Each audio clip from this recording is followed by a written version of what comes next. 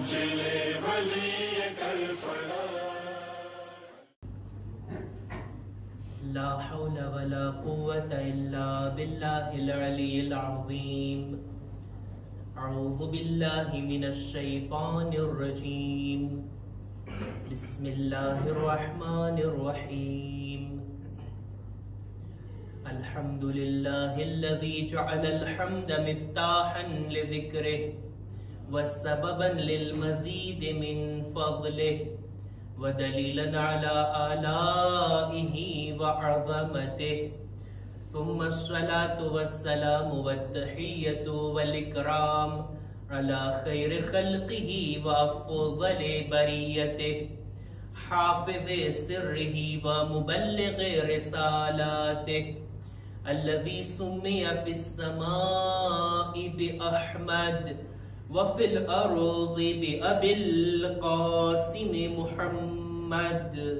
اللهم صل على محمد وعلى أهل بيته الطيبين الطاهرين المعصومين المظلومين، ولعنة الله على أعدائهم أجمعين. أما بعد، فقد قال الله سبحانه وتعالى في كتابه الكريم: بسم الله الرحمن الرحيم. بقية الله خير لكم إن كنتم مؤمنين. صلوات بر محمد وآل محمد.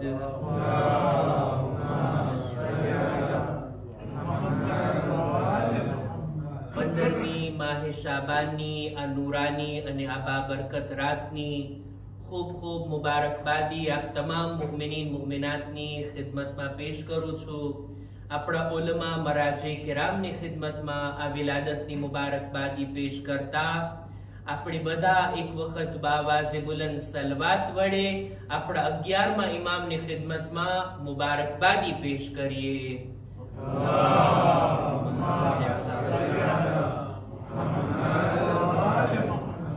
જ્યાં આપણા ઝમાનાના ઇમામની વિલાદતની આ તારીખ સાથોસાથ ઇબાદત અને બંદગી કરવાની પણ આ રાત છે. વર્ષની અંદર શબે કદ્ર બાદ બીજા નંબરે ફઝીલતમાં કોઈ રાત આવતી હોય તો એ 15મી માહે શાબાનની રાત છે. આપણે જે અમાલ કર્યા, જે દુઆઓ કરી, ખુદાની બારગાહમાં દુઆ ગુજારીએ છીએ કે ખુદા આપણા અમાલને પોતાની બારગાહમાં કબૂલ ફરમાવે. આ તો આપણે મુખ્તસર અમાલ કર્યા. પૂરી રાત ઇબાદતની રાત છે. રાતના મોકો મળે તો હજી દુઆઓ, હજી તિલાવતો, હજી ખુદાનો zikr અને દુઆઓ કરવાની છૂટ છે. કોઈ જાતની પાબંદી નથી. આ રાત એટલી અઝીમ રાત છે કે હદીસમાં મળે છે કે મૌલા અલી પોતે તૈયારી કરતા અગાઉથી 4 રાતોની ઇબાદત કરવા માટે. સૌથી પહેલા તો પહેલી રજબની રાત, બીજું 15મી શાબાનની રાત, ઈદ ફિત્ર અને ઈદ કુરબાનની રાત. આ રાતો એવી અઝીમ છે કે મૌલા પોતાને તૈયાર કરતા, અગાઉથી તૈયારી કરતા કે રાતના જાગીને આ ઇબાદતની અંદર આ રાતને પસાર કરી શકે. બહરહાલ આ રાતની અંદર જે અઝીમ મુનાસિબત છે તે છે ઝમાનાના ઇમામની વિલાદત. શું બનાવ બન્યો છે આજની તારીખમાં? આપણા 11મા ઇમામના ઘરમાં સામરા શહેરની અંદર એ બનાવને મુખ્તસર બયાન કરીને આજે જે બયાન કરવું છે તેને રજૂ કરો. સામરાની અંદર ઝમાનાના ઇમામની વિલાદત 15મી શાબાન આવી જ કઈક શબ હતી અને એક ખાતુન કે જેમનું નામ મળે છે જનાબે હકીમા ખાતુન, 9મા ઇમામના દીકરી, 10મા ઇમામના બહેન, એટલે 11મા ઇમામના ફૂફી થાય. તેણી બયાન કરે છે કે આજની શબની અંદર હું 11મા ઇમામના ઘરે ઇફતાર માટે મહેમાન હતી. જ્યારે ઇફતાર બાદ ઘરે પાછી ફરવા માટે નીકળી રહી હતી ત્યારે 11મા ઇમામ ફરમાવે છે કે એ ફૂફી જાન, આજની રાતે તમે અમારા ઘરે રોકાઓ, તમે અહીંયા જ રોકાઈ જાઓ. આજની રાતમાં ખુદા મને એક એવો ફરઝંદ અતા કરશે જે મારો જાનશીન બનશે અલ્લાહની હુજ્જત હશે જે દુનિયાથી જુલ્મો સિતમને નાબૂદ કરશે. જનાબે હકીમા ખાતુન ઇમામની આ દાવતને કબૂલ તો કર્યા, રોકાવવા માટે તૈયાર થઈ ગયા, પણ એક સવાલ એમના દિલમાં હતો કે એ મારા દીકરા, એ મારા ફરઝંદ, આ તમારા ઘરે દીકરાની વિલાદત કોના શિકમથી થશે? કઈ ખાતુનથી તમારી આ ઔલાદ દુનિયામાં આવશે? હજી સુધી જનાબે નરજિસ ખાતુનના બદનમાં હમલના આસાર નહોતા. ઇમામનું હમલ પણ ગાયબ હતું. જનાબે હકીમા ખાતુનને જવાબની અંદર કહે છે, એ મારા ફૂફી, નરજિસ ખાતુનથી ખુદા મને આ ઔલાદ અતા કરશે. ખુદાનો ઈરાદો છે કે આજની રાતના આ ખાતુનથી મારા ઘરે દીકરાનો જન્મ થાય. જનાબે હકીમા ખાતુન આજની રાતના બારામાં બયાન કરે છે. આખી રિવાયત એમની છે. તેણી બયાન કરે છે કે રાતના નમાઝે શબ માટે હું બેદાર થઈ. જનાબે નરજિસ ખાતુન પણ બેદાર થયા. અમે નમાઝે શબ અદા કર્યા બાદ જ્યારે દુઆ કરી રહ્યા હતા, તસ્બીહ કરી રહ્યા હતા, હજી મારા દિલમાં સવાલ હતો કે આ ખાતુન કે જેની અંદર હમલના કોઈ આસાર નથી, કેવી રીતના બાળકને જન્મ આપશે? ફજરનો સમય નજદીક આવ્યો. જનાબે નરજિસ ખાતુનની હાલત બદલવા લાગી. એવામાં જ હમલના આસાર નુમાયા થયા.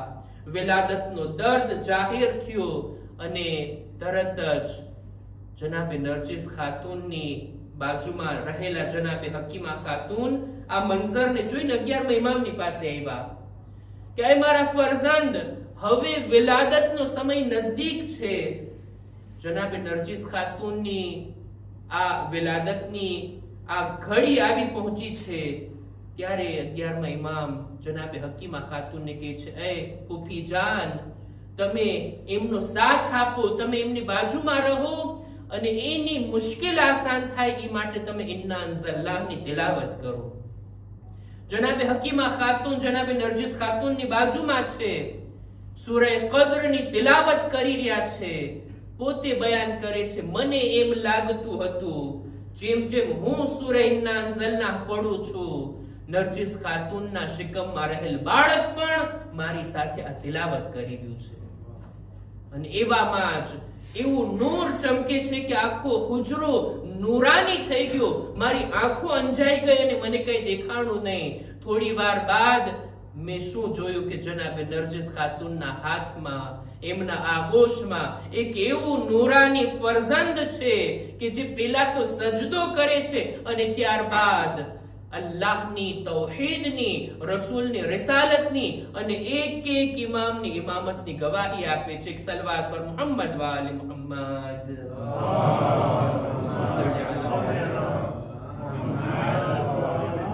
ઇમામે ઝમાનાની આ વિલાદતની આ રિવાયતને આ બીબીએ બયાન કર્યા.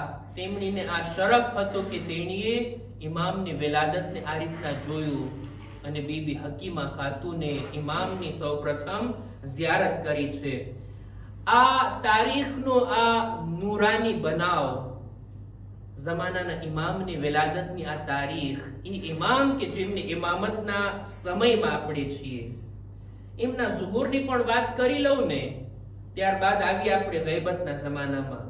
જે આયતની મેં તિલાવત કરી, સૂરે હૂદની 86મા નંબરની આયત, ખુદાવંદ આલમ ફરમાવે છે કે બકિયતુલ્લાહ ખૈરુલ લકુમ ઇન કુન્તુમ મુમિનીન. બકિયતુલ્લાહ, અલ્લાહનો ઝખીરો તમારા માટે બહેતર છે જો તમે મુમિન હો. રિવાયતોમાં મળે છે કે આ બકિયતુલ્લાહ થી મુરાદ આપણા જમાનાના ઇમામ છે. ખુદાએ એમને ઝખીરા તરીકે સાચવીને રાખ્યા કે આખરી જમાનાની અંદર જ્યારે જુલ્મો સિતમ એના ઓજ ઉપર હશે ત્યારે ઇમામને આ ઝખીરા તરીકે ખુદા જાહેર કરશે અને દુનિયાને અદલ ઇન્સાફથી ભરી આપશે. આપણા 5મા ઇમામ ફરમાવે છે, 5મા ઇમામની ઝાત ઉપર એક બાવાઝે બુલંદ સલવાત.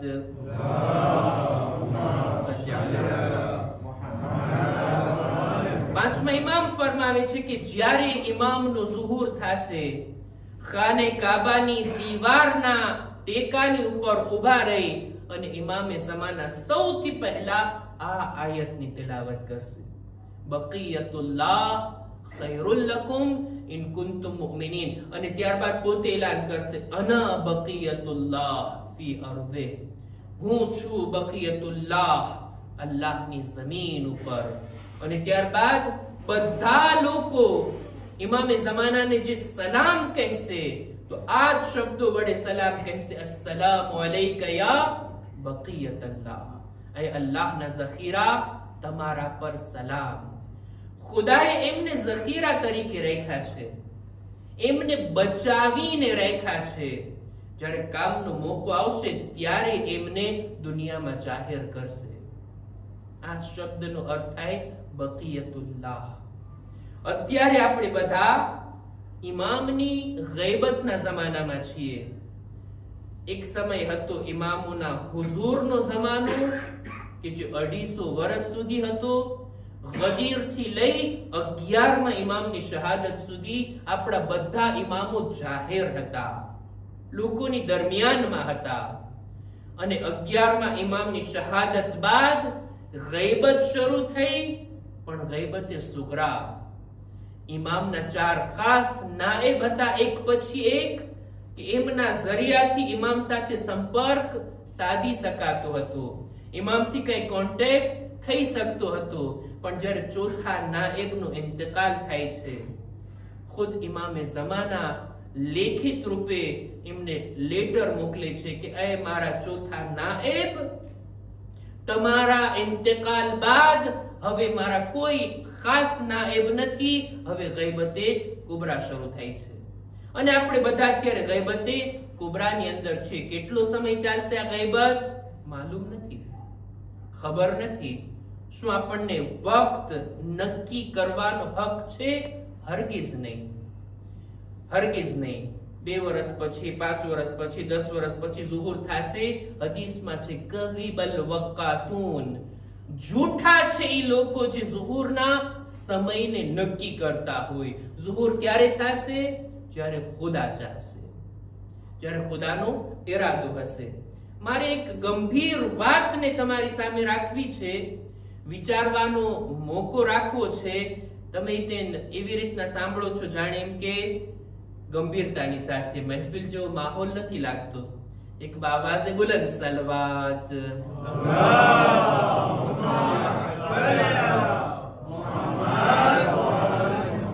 ચહેરાથી ખુશી જાહેર થતી હોય, માશાઅલ્લાહ ખુશીનો માહોલ પણ આપણે ઉભો કર્યા છીએ, પણ ગંભીરતાથી સાંભળતા હો તો મારી સિરિયસલી વાતો કરવી પડે ને.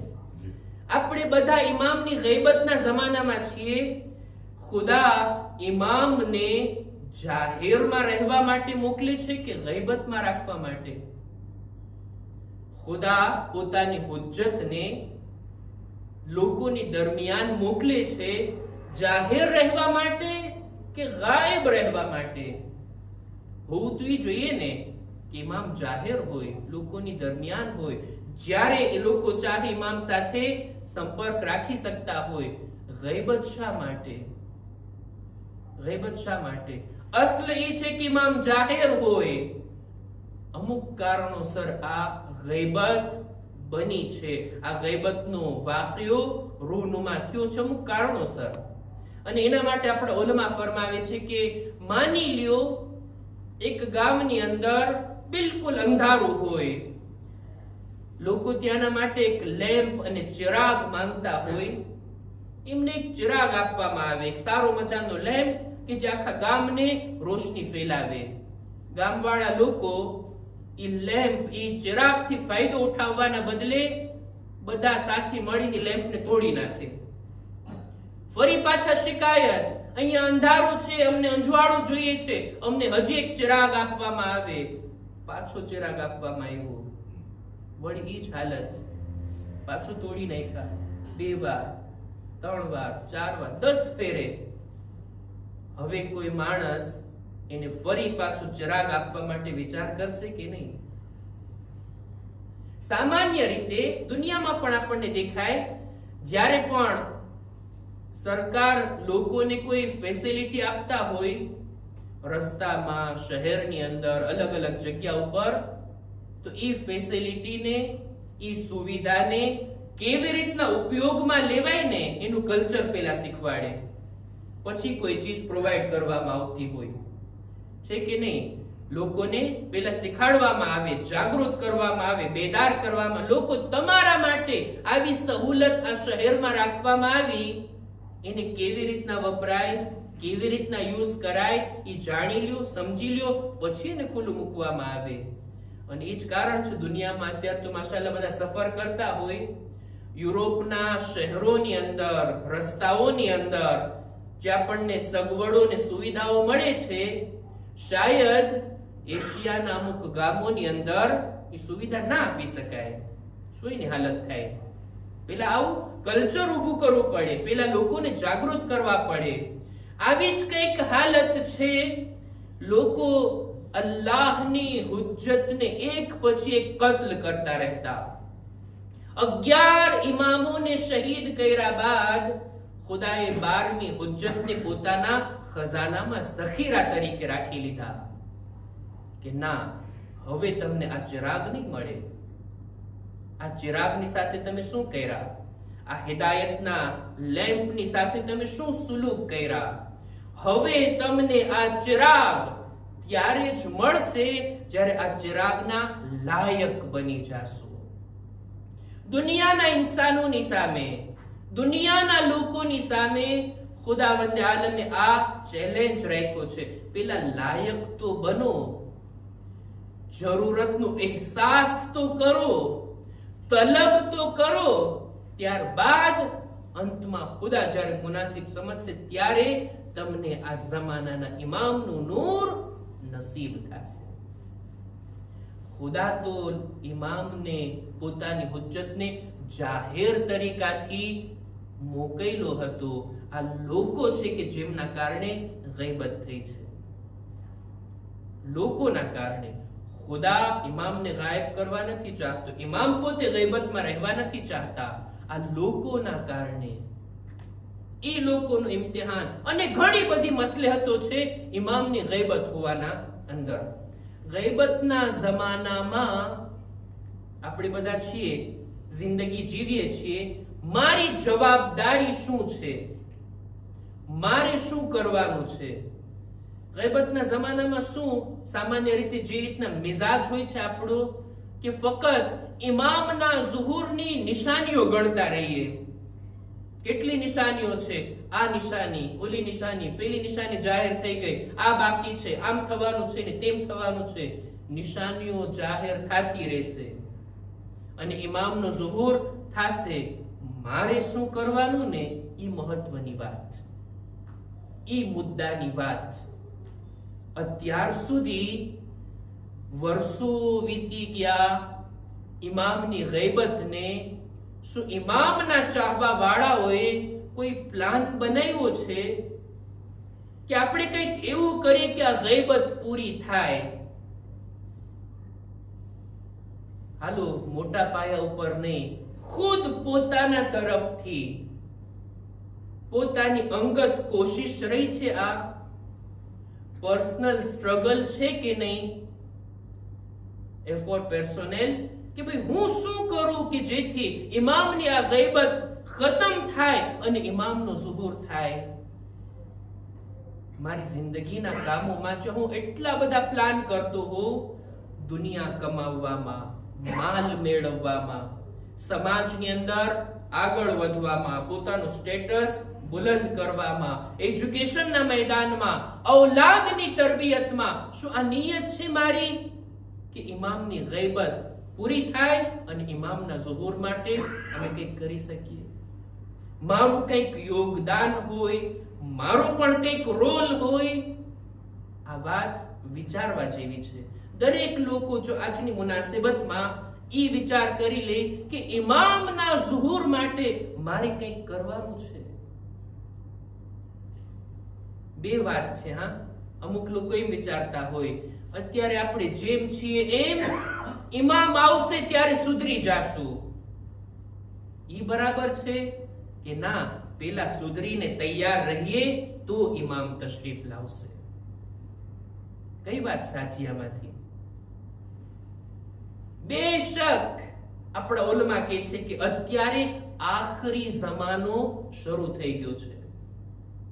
આખિરુ ઝમાન કે જેને હદીસની અંદર આ શબ્દ વડે એનો ઉલ્લેખ થયો છે, આખિરુ ઝમાન. બેશક આપણે આખિરુ ઝમાનમાં છીએ અને આખરી ઝમાનાની અંદર આપણી જે જવાબદારીઓ બને છે ને એમાં સૌથી મોટી જવાબદારી શું છે? માલ કમાવી લેવો, દુનિયા કમાવી લેવી, લોકોની દરમિયાન શોહરત હાસિલ કરી લેવી, લોકોની દરમિયાન પોતાની વાહ કરાવી. આ બધું છે આપણી જવાબદારી કે નહીં? એ બધું તો અલગ. ગૈબતના જમાનામાં સૌથી મહત્વની જવાબદારી છે આપણે આપણી દીનદારીને બચાવીએ, દીન ઉપર અમલ અને સાબિત કદમ રહીએ. આ સાબિત કદમ એના ઉપર ભાર મૂકવા માંગુ છું. બાકી રહેવું, ટકી રહેવું. નહીતર દીનદારી તો ક્યારેક ચડતી હોય, માફ કરજો ગંભીર વાતો કરું છું, કડક શબ્દો બોલું છું અને આ મુનાસેબત છે એટલે અમુક દર્દે દિલ પણ કરવા છે કે દીનદારીની અંદર ક્યારેક દીનદારીનો જજ્બો એટલો ચડે, દીનદારીના કામોમાં આગળ વધતા હોઈએ પણ એની અંદર ટકાઉ નથી હોતો. સોડા વોટરની મિસાલ તો હવે મજાક તરીકે થઈ ગઈ ને. એ લોકોને જજ્બો ચડે, રજબ શાબાન આવે, મોહર્રમ મહિનો આવે, દીનદાર બની જાય, પછી પતો જ ના હોય. દીનદારી એવી નહીં, દીનદારી એવી કે ઇન્સાન સાબિત કદમ રહે. રસૂલે ખુદા સલ્લલ્લાહુ અલૈહિ વસલ્લમ ફરમાવે છે,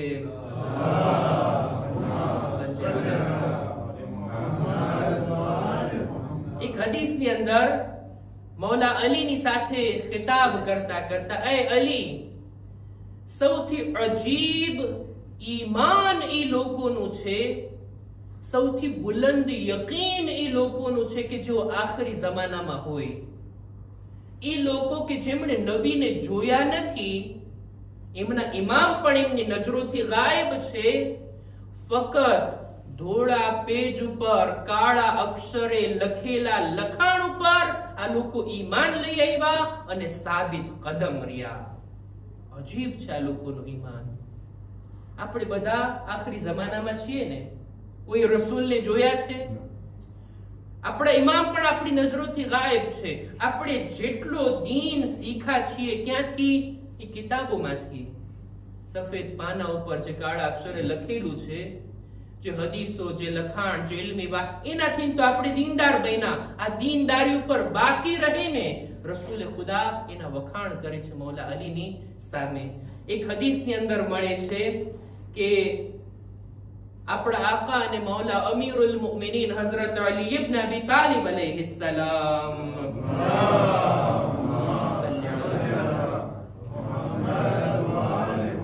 જમાનાના ઇમામનો ઉલ્લેખ કરે છે ને એ નામ લે છે. એ નામને જો પ્રોનાઉન્સ કરીશ તો એ નામનો અદબ એ છે કે એના માટે આપણે ઊભું થવું પડે. હું તકલીફ નહીં આપું તમને, પણ ઇમામનું એક નામ, એક લકબ એ છે જે દુઆએ અહેદની અંદર આવતું હોય કે આપણે બધા એ નામના એહતરામમાં ઊભા થઈ જતા હોય. હવે ઘણા લોકો એમાંય આળસ કરતા હોય, ઇમામના નામ ઉપર જે ઊભો નથી થઈ શકતો, ઇમામનો સાથ આપવા માટે ક્યાંથી ઊભો થશે? ઇમામનું એ નામ લઈને કહે છે કે મારા એ ફરજંદ માટે એક એવી ગૈબત છે કે જેનો સમયગાળો ઘણો લાંબો હશે અને એની અંદર અમારા શિયા, અમારા ચાહવા વાળા એવી રીતના સરગર્દાન હશે, એવી રીતના પરેશાન અને હેરાન હશે કે કઈ બાજુ જાવું એમને ખબર નહીં હોય. માલિક વગરના પશુઓ જેમ આમથી આમ ફરતા હોય એવી રીતના લોકો દુનિયાની અંદર ભટકતા હશે. પણ એ લોકોની દરમિયાન અલા મન સબતા ફમિનહુમ અલા ફમન સબતા મિનહુમ અલા દીને, જે કોઈ ઈ જમાનાની અંદર પોતાના દીન ઉપર ટકી ગયો, બાકી રહી ગયો, ફહુવા મઈ ફી દરજતી યૌમલ કિયામા, ઈ માણસ કયામતના અંદર મારા દરજામાં મારી સાથે હશે.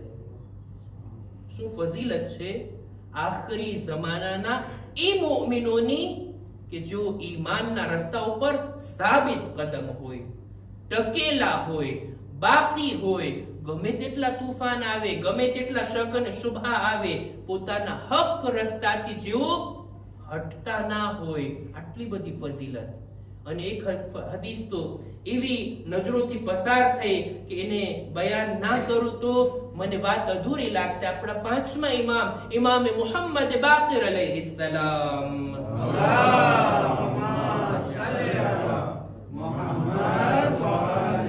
હદીસનો તર્જુમો પડું છું. આ બધા હદીસના શબ્દો છે. મૌલા ફરમાવે છે કે એક સમય આવશે આ કૌમ ઉપર કે જ્યારે એમના ઇમામ એમનાથી ગાયબ થઈ જશે, અને આ સમયની અંદર ખુશનસીબ છે એ લોકો કે જેઓ દીનના રસ્તા ઉપર અડગતાથી ઊભા હોય, અને એ લોકોના સવાબમાંથી ઓછામાં ઓછો સવાબ એ છે કે ખુદા એ લોકોથી ખિતાબ કરીને કહેશે, હે મારા બંદાઓ, હે મારી કનીઝો, તમે લોકો મારા દીનના રાઝ ઉપર ઈમાન લઈ આવ્યા, મારા ગૈબી વાતો અને ગૈબી વાયદા ઉપર તમે ઈમાન લઈ આવ્યા, હું તમને બહેતરીન સવાબની બશારત આપું છું. અને એ મારા બંદાઓ, તમે ખરેખર મારા સાચા બંદાઓ છો. તમારી નેકીઓને હું કબૂલ કરીશ, તમારા ગુનાહોને હું દરગુજર કરીશ અને તમને માફ કરીશ. તમે એ મારા નેક બંદાઓ, તમારા કારણે હું આસમાનથી વરસાદને વરસાવું છું. તમારા લીધે હું આ દુનિયામાં આવનારી બલાઓને ટાળું છું. જો તમે ના હોત ને તો પછી આ દુનિયામાં હું અઝાબ મોકલીને ક્યારનો એને નાબૂદ કરી દીધું હોત.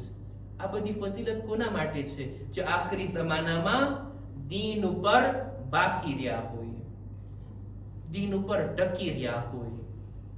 ભાઈ, દીનને ઉપર ચાલવા માટે, દીન ઉપર અમલ કરવા માટે, દીનને અનુસરવા માટે દીનને સમજવાની જરૂર છે.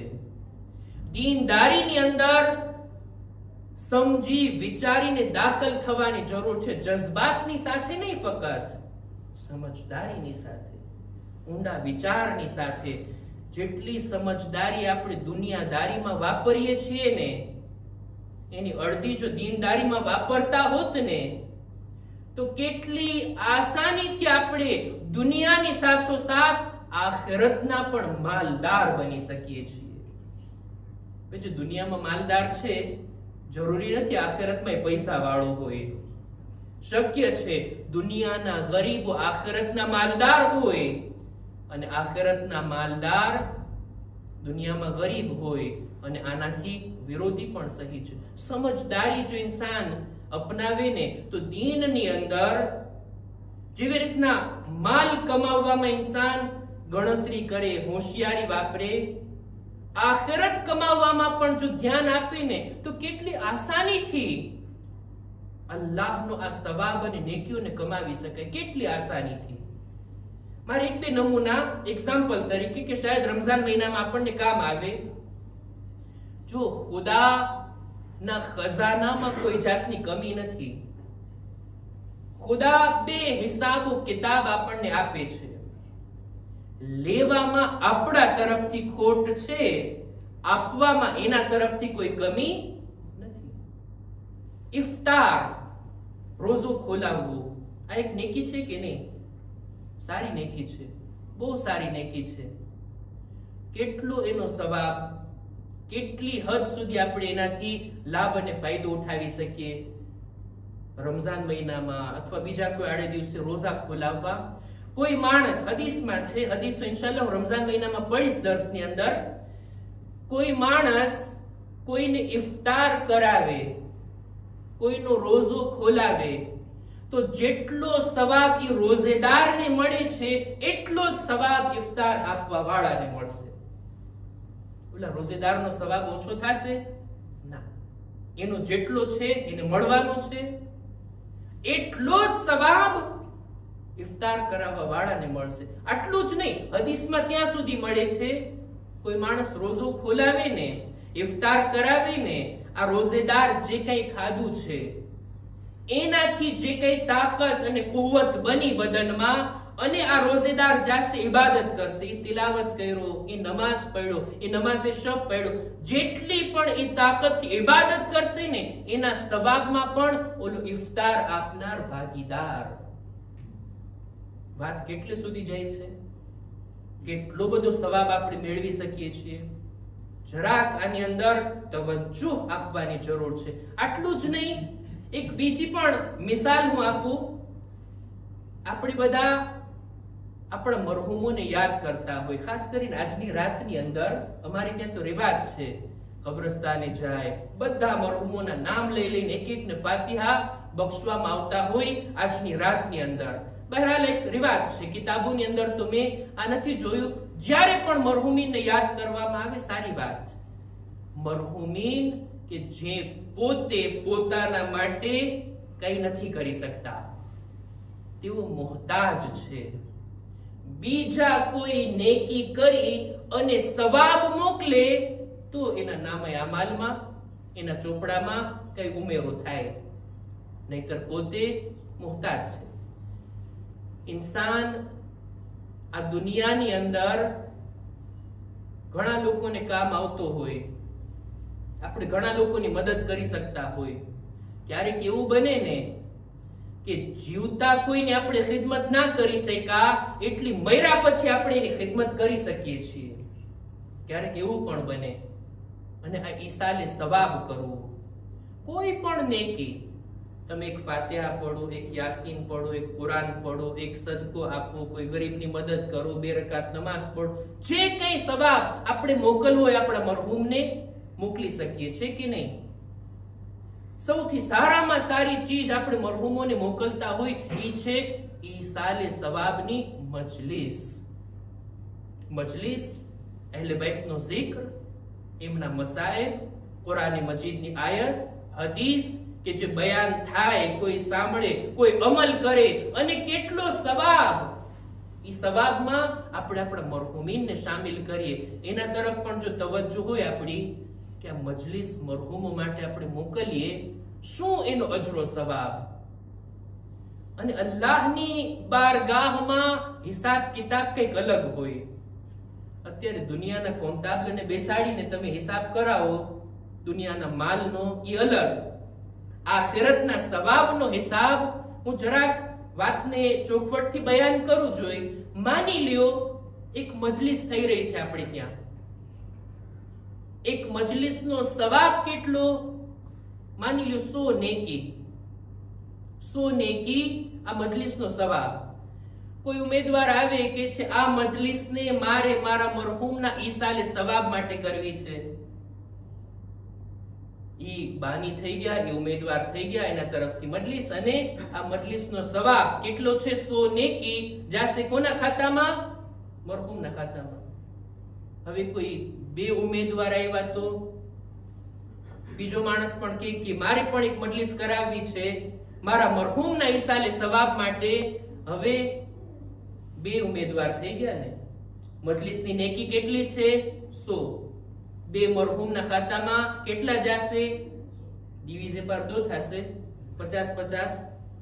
4 મરહૂમ આવી ગયા તો, 4 ઉમેદવાર આવી ગયા તો 25-25 જાશે. ના, ખુદાની બારગાહમાં એવો હિસાબ નથી. એક ઉમેદવાર એક મરહૂમના ઈસાલે સવાબમાં કરાવે 100 નેકી, 2 આવે તો એને પણ 100 મળશે, 3 આવે તો એને પણ 100 મળશે. તમે જેટલા એડ કરતા જાઓ, જેટલા ઉમેરતા જાઓ, ખુદાની બારગાહમાં થોડી કોઈ કમી છે. તમે એમ કહેશો કે હું એક મજલિસ કરાવું મારા એક નહીં 10 મરહૂમના માટે, તો બધાને એક સરખો સવાબ મળશે. ખુદાની બારગાહમાં કોઈ જાતની કમી નથી. ખુદાવંદે આલમ તો અતા કરે છે, ખુદા તો આપે છે. કમાલ આપણા તરફથી છે, અને તે છે નિયત. તમારામાં જેટલી તાકાત હોય એટલી નિયત કરીએ ને, ખુદા એટલો સવાબ આપવા માટે તૈયાર છે. નિયત. ચોથા ઇમામ પોતાની એક દુઆની અંદર કહે છે ને, અલ્લાહુમ્મા વફિર બિલુત્ફિકા નિયતી. ખુદાયા તું મારી નિયતને વધારે કર, વિશાળ કર, જેટલી મોટી નિયત કરશું ને ખુદા તરફથી એટલો જ સવાબ આપણે મેળવી શકશું. ખુદાવંદ આલમ તો આપવા માંગે છે, બંદો કેટલી નિયતથી લઈ શકે છે ને એ મહત્વનું છે. આ ઇફતાર અને આ ઈસાલે સવાબ કે જે ખરેખર ઇન્સાન નિયત કરે ને, જેવી નિયતની સાથે આપે ને, જો નિયત કરી લીધા ને તો પછી નામ લેવાની જરૂર નથી. મેં નિયતથી મજલિસ કરાવી નહીં, મારું નામ નહીં લેવામાં આવે તો મજલિસ નહીં પહોંચે, એવું ખોટું લગાડવાની જરૂર નથી. ફરિશ્તાઓ જો લખી લેતા હોય તો પછી જમાતના ચોપડામાં નામ આવે કે ન આવે, ખુદા માટે આપ્યું હોય તો પછી બંદાઓથી હિસાબ અને બંદાઓથી આપણે પૂછાણ ના કરીએ શા માટે મારા મરહૂમનું નામ લીધું કે ના લીધું. તમારી નિયત જો હોય તો મરહૂમ રાજી થઈ ગયા. એક આવાઝે બુલંદ સલવાત.